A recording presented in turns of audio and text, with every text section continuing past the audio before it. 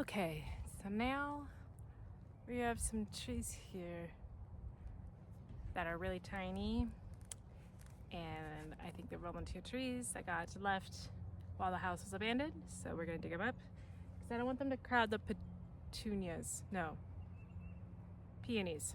Those are the words I'm looking for. I don't want the trees. I don't want the trees to crowd the peonies that are there. In 2025, we officially uprooted our life in Washington state and started over in Western North Carolina. We're taking the experience and ideas we've gathered over the years and turning them into real projects along the way. We're the Vermillions, Skrill, Jeremy, and Josh, and this is our journey creating our family home and everything that comes with it. What's up, guys? This is my second garden bed.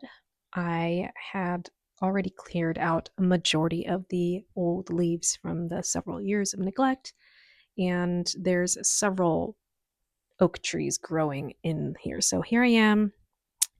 I am just trimming down the oak trees down to their bases because they're too close to some of the plants and rocks to actually viably dig them out.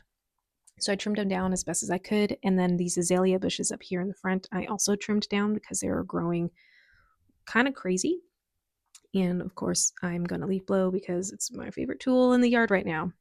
My Durasac bag for all the leaf debris.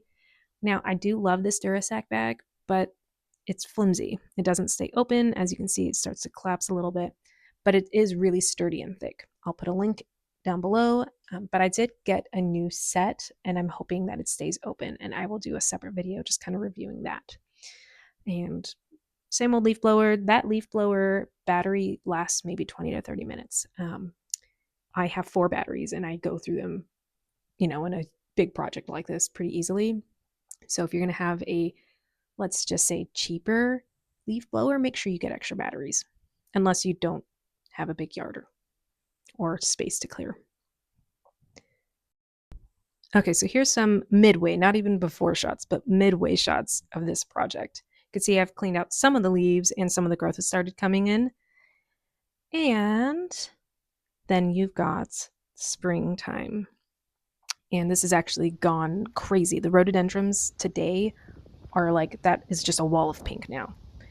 And it's mind-blowing to me because I've never had a garden this big with flowers just blooming this much, and I didn't have to do a thing. I mean, mine just cleaned it all up. The previous owners had set this all up for me.